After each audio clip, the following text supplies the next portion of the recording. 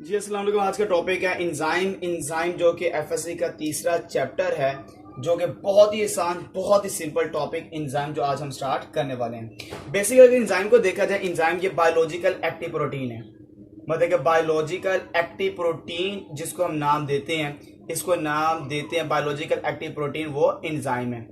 Enzyme का सबसे बड़ा जो रोल होता है, इसका एक ही सबसे बड़ा काम है, increase the speed of chemical reaction. मतलब increase the speed of chemical reaction, कोई भी केमिकल रिएक्शन की स्पीड को तेज करना। अगर किसी का रोल है तो मेरे बच्चों उसका नाम क्या है, वो इंजाइम है। अब जो इंजाइम है, इंजाइम अगर इंजाइम को देखा जाए तो इसकी कंपोजिशन ये किससे मिलकर बनता है? तो कंपोजिशन के लिहाज से एक जो इंजाइम है ये 100 ऑफ अमाइनो एसिड से मिलकर बनता है। मतलब ये कंपोज होता है, compose bye 100 of amino acid. तो 100 ऑफ अमाइनो एसिड से मिलकर बनने वाला, हम इसको नाम देते हैं, ये एक इंजाइम है। जितने भी इंजाइम होते हैं इनका जो स्ट्रक्चर होता है, स्ट्रक्चर ये बहुत ज्यादा मखसूस होता है। इनका स्ट्रक्चर काफी ज्यादा मखसूस होता है, और जो इनका स्ट्रक्चर होता है वो होता है ग्लोबुलर स्ट्रक्चर। मतलब कि इनका जो स्ट्रक्चर है ये 3 डायमेंशनल ग्लोबुलर स्ट्रक्चर रखते हैं। तो 3 डायमेंशनल ग्लोबुलर स्ट्रक्चर आपको नजर आता है हर एंजाइम का। मगर एंजाइम का सबसे बड़ा रोल स्पीड को तेज करना है, केमिकल रिएक्शन को, और हम एंजाइम को नाम देते हैं ये बायोलॉजिकल एक्टिव प्रोटीन है। फॉर एग्जाम्पल अगर मैं एंजाइम की बात कर रहा हूं तो ये एक एंजाइम है। अब ये जो एक एंजाइम है, एंजाइम आपको यहां पे इसकी 2 साइड नजर आ रही है, 2 साइड, एक साइड ऊपर वाली और एक साइड नीचे वाली। ये जो ऊपर वाली साइड है इसको हम नाम देते हैं, they are called active side. ये एक्टिव साइड कहलाती है, एक्टिव साइड। और ये जो नीचे वाली साइड है इसको हम कहते हैं कोफैक्टर साइड। मतलब इसके ऊपर 2 साइड आपको नजर आ रही है, एक का नाम कोफैक्टर साइड है और एक को नाम देते हैं, they are called active side. अब जो एक्टिव साइड है इसकी सबसे बड़ी पहचान चार्ज बेरिंग साइड, मतलब जिसके ऊपर चार्ज होता है, जो चार्ज बेरिंग साइड है, चार्ज बेरिंग साइड हम इसको नाम देते हैं, चार्ज बेरिंग साइड को, ये एक्टिव साइड है। अब चार्ज बेरिंग साइड के साथ साथ अगर इसका बात की जाए तो जो कैटालिटिक साइड है, जहां पे कैटालाइसिस होती है, कैटालिटिक साइड, तो जो कैटालिटिक साइड है हम इसको नाम दे देते हैं, ये कैटालिटिक साइड कौन सी होती है, ये चार्ज बेरिंग साइड होती है, जिसको हम कहते हैं एक्टिव साइड है। मतलब एक्टिव साइड की अगर मैं दूसरी भी डेफिनेशन कहता हूं तो ये एक ऐसी साइड है जहां पे कैटालिटिक एक्टिविटी होती है, कैटालिटिक एक्टिविटी होती है। जितनी भी कैटालिटिक एक्टिविटी है इज रेस्ट्रिकेटेड, ये आपको नजर आती है, ये रेस्ट्रिकेटेड होती है टू अ स्मॉल पोर्शन, एक छोटे से पोर्शन के ऊपर, to a small portion of enzyme. तो जो एंजाइम है, एंजाइम, उस एंजाइम के ऊपर छोटा सा एक पोर्शन है, उस पोर्शन के ऊपर कैटालाइसिस होता है। कैटालाइसिस का मतलब चीजों को तोड़ा जाता है, हम उसको नाम दे देते हैं, वो कौन है, एक्टिव साइट है। अब एक्टिव साइट कौन सी होती है, ये फॉर्मेशन होती है बाय फ्यू अमाइनो एसिड। मतलब ये बनी होती है formation of few amino acid. कुछ अमाइनो एसिड यहाँ पे आपको नजर आते हैं, मगर वो अमाइनो एसिड जिनके ऊपर चार्ज होता है, वो चार्ज वाले अमाइनो एसिड जो इस शेप को बनाते हैं, वो आपको नजर आते हैं। चार्ज वाले अमाइनो एसिड कहां पर, एक ऐसी जगह जिसके ऊपर कैटालाइसिस होती है, उसका नाम क्या, वो एक्टिव साइट है। अब जो एक्टिव साइट है, एक्टिव साइट, इसके साथ ये बाइंड होता है जिसका नाम है सबस्ट्रेट। इसके साथ जो बाइंड होता है, जो चीज इसके साथ जुड़ के कैटालाइसिस जिसके साथ, जिसके ऊपर की जाती है, एंजाइम जिसको तोड़ता है, हम उसको नाम देते हैं, दे आर कॉल्ड सबस्ट्रेट। मतलब कि सबस्ट्रेट हम किसको कहते हैं, एनी सब्सटेंस, कोई भी चीज, एनी सब्सटेंस, कोई भी चीज, any substance which attach with, जो जुड़ेगा, किसके साथ जुड़ेगा, attach with active site of enzyme.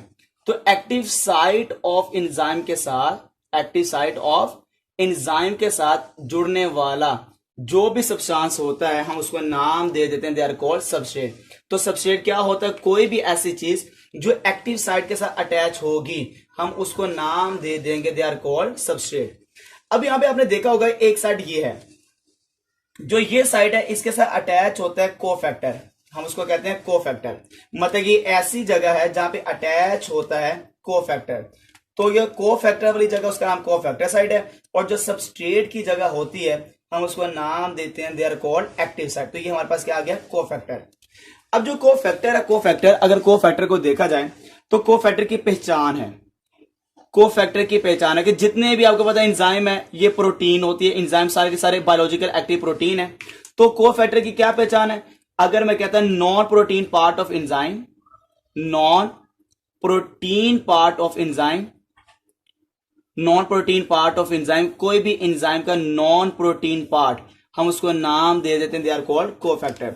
तो कोफैक्टर अगर देखा जाए तो non protein part of enzymes होते हैं। जैसे एग्जांपल के तौर पर, फॉर एग्जांपल मैं कहता हूं, इसकी एग्जांपल के तौर पर अगर मैं कहता हूं मेटल आयंस, जो मेटल आयंस हैं जो कि इस एंजाइम के साथ अटैच होते हैं, जो कि नॉन प्रोटीन पार्ट है, जैसे आप कह सकते हैं मैग्नीशियम हो गया, मैग्नीशियम आयन हो गया, जैसे जिंक आयन हो गया, जैसे आप कह सकते हैं आयरन आयन हो गया, ये सारे के साथ जो मेटल आयंस है जो कि नॉन प्रोटीन पार्ट है, जो कि एंजाइम के साथ अटैच होंगे, हम इसको क्या देंगे? They are called cofactor. मगर शर्त क्या है, सबसे बड़ी पहचान क्या है? ये non protein part of enzyme होते हैं।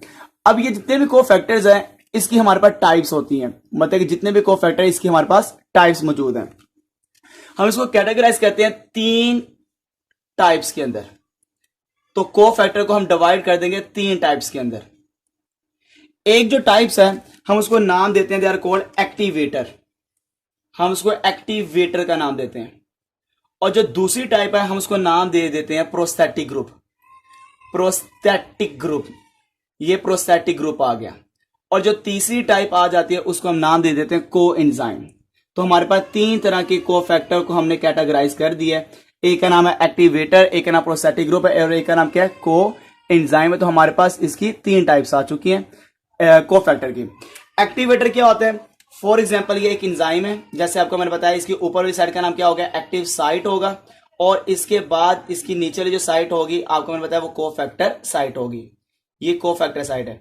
अगर इसके साथ कोफैक्टर नहीं अटैच, तो जो कोफैक्टर नहीं अटैच होता कोफैक्टर साइट के ऊपर, ऐसे कोफैक्टर को नाम देते हैं एक्टिवेटर। मतलब अभी अटैच नहीं है, जो अटैच नहीं होगा ऐसे कोफैक्टर कहते हैं दे आर कॉल्ड एक्टिवेटर।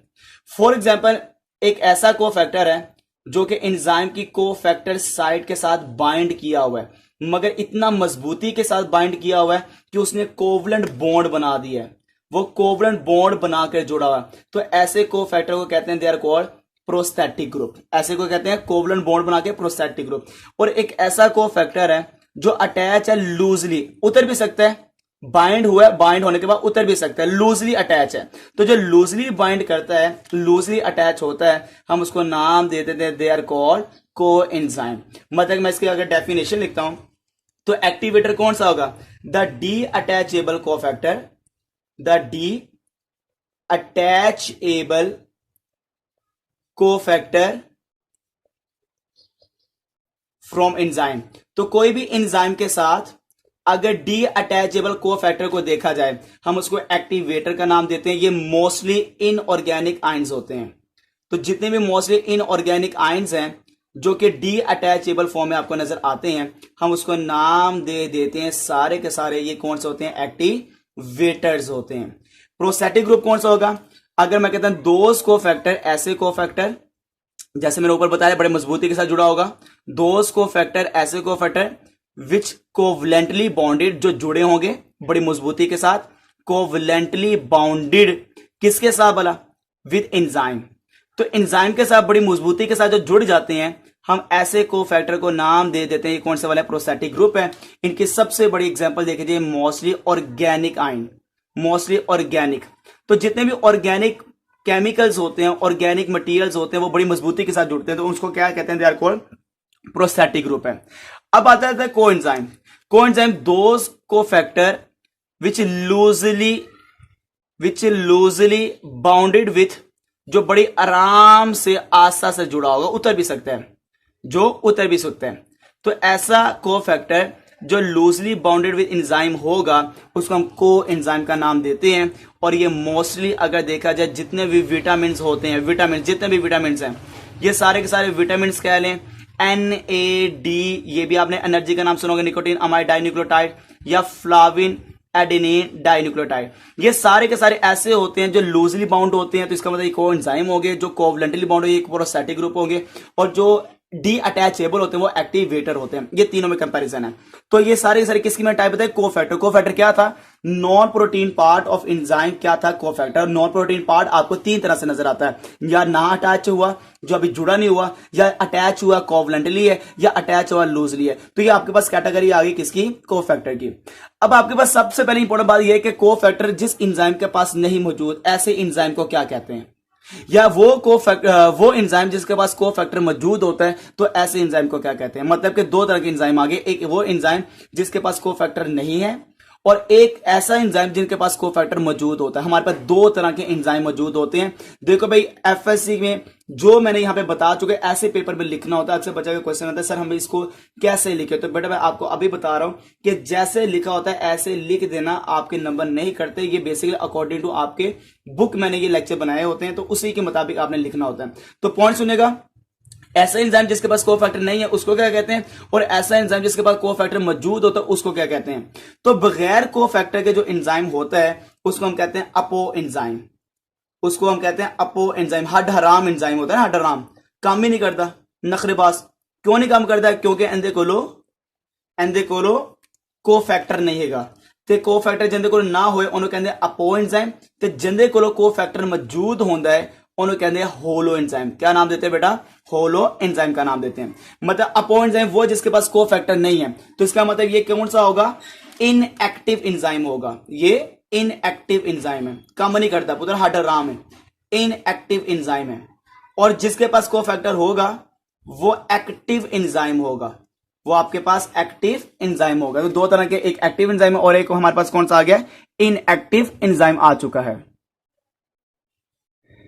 जैसे कि आपको पता है कि जो एंजाइम होता है वो प्रोटीन है, तो प्रोटीन के अंदर अमाइनो एसिड है, और अमाइनो से जब जुड़कर लंबी चेन बना तो उसका नाम है पॉलीपेप्टाइड चेन। मतलब कि एंजाइम प्रोटीन है, प्रोटीन के अंदर अमाइनो एसिड है, अमाइनो एसिड जुड़ जुड़ के लंबी चेन बना, उसको कहते हैं पॉलीपेप्टाइड चेन। तो ये एंजाइम, इसके पास भी पॉलीपेप्टाइड चेन है, ये एंजाइम इसके पास भी पॉलीपेप्टाइड चेन है, क्योंकि दोनों क्या है, एंजाइम है, मगर इसके पास कोफैक्टर नहीं होगा और इसके पास कोफैक्टर मौजूद होगा। तो मतलब क्या हुआ, ये अगर देखा जाए, इट इज कंसिस्टेड बाय, ये किससे मिलकर बना होता है, किससे मिलकर बना होगा, consisted by only polypeptide chain. तो ये सिर्फ पॉलीपेप्टाइड चेन से मिलकर बना होगा। पॉलीपेप्टाइड चेन आपको सिर्फ और सिर्फ नजर आएगी किसके पास, अपो एंजाइम के पास। इट इज कंसिस्टेड बाय, ये किससे मिलकर बना होगा, ये मिलकर बना होगा कोफैक्टर से भी और पॉलीपेप्टाइड चेन से भी मिलकर बना होगा। मतलब पॉलीपेप्टाइड चेन भी इसके पास मौजूद है और इसके पास कोफैक्टर भी मौजूद होगा। वो भला कोफैक्टर ये वाला हो जो लूजली बाउंड होता है, वो भला कौन सा प्रोस्थेटिक ग्रुप मौजूद हो। अब इसकी सबसे बड़ी एग्जांपल अगर मैं कोट करता जाऊं, एग्जांपल जो आपके पास अपो एंजाइम है, इसकी एग्जांपल क्या है, तो इसकी जो एग्जांपल है हमारे पास, उसका नाम है पेप्सिनोजन। हड हराम है, नहीं प्रोटीन को तोड़ सकता, तो पेप्सिनोजन जोन सा ये क्या है, अपो एंजाइम, और ये जो आपको नजर आता है ये क्या है, पेप्सिन। तो पेप्सिन काम करने वाला होता है, होलो एंजाइम है, और जो कि पेप्सिन की दूसरी शक्ल है जो काम करने वाली नहीं होती, उसका नाम क्या है, पेप्सिनोजन। तो ये कंपैरिजन था अपो एंजाइम और होलो एंजाइम के अंदर, जो कि मैंने अभी आपको बताया है। एक दो पॉइंट बता के टॉपिक को खत्म करता हूं। जैसे एंजाइम आपको नजर आते हैं क्लोरोप्लास्ट के पास, मैं यहां पे इसको लिख भी देता हूं कि आपको परेशानी ना हो, यहां पे लिख देता हूं, ठीक है। जैसे कि मिसाल के तौर पर आपको पता है प्रोटीन बनाने वाले जितने भी एंजाइम हो गए वो आपको नजर आएंगे राइबोसोम के पास। राइबोसोम के पास सारे के सारे कौन से हो गए, प्रोटीन सिंथेसिस करने वाले एंजाइम हो गए। क्लोरोप्लास्ट के पास आपको पता है, क्लोरोप्लास्ट प्लांट के पास होता है, प्लांट किसके जरिए फोटोसिंथेसिस करता है, इसकी मदद से। तो फोटोसिंथेटिक एंजाइम किसके पास होंगे, फोटोसिंथेटिक एंजाइम, ठीक है, एब्रिविएशन फॉर्म में लिख रहा हूं फोटोसिंथेटिक एंजाइम। तो फोटोसिंथेटिक एंजाइम जितने भी होंगे वो आपको कहां पे नजर आएंगे, क्लोरोप्लास्ट के पास। इसी की तरह माइटोकॉन्ड्रिया, आपको पता है माइटोकॉन्ड्रिया हमारे सेल के अंदर ऑर्गेनेलिज है, जिसके पास आपको नजर आएंगे सेलुलर रेस्पिरेशन करने वाले एंजाइम, सारे के सारे किसके पास होंगे, माइटोकॉन्ड्रिया के पास होंगे। तो ये जितना आपके पास याद होगा साइटोप्लाज्म में, तो साइटोप्लाज्म में क्या होता है, ग्लाइकोलाइसिस होती है। तो जो ग्लाइकोलाइसिस करने वाले एंजाइम होंगे तो वो आपको सारे के सारे कहां पे नजर आएंगे, साइटोप्लाज्म के अंदर। तो कहने का मतलब क्या है, हर सेल के डिफरेंट पार्ट के पास आपको एंजाइम नजर आते हैं उनके काम के लिहाज से। जैसे राइबोसोम क्या काम करता है, प्रोटीन बनाना, तो प्रोटीन वाले एंजाइम इसके पास होंगे। क्लोरोप्लास्ट क्या करता है, फोटोसिंथेसिस, तो फोटोसिंथेसिस करने वाले एंजाइम इसके पास होंगे। ये क्या करता है, सेलुलर रेस्पिरेशन, तो इसके एंजाइम इसके पास होंगे। और जो ग्लाइकोलाइसिस करता है उसके सारे एंजाइम इसके पास होंगे साइटोप्लाज्म के पास। तो जी, अल्लाह आपका निगहबान हो।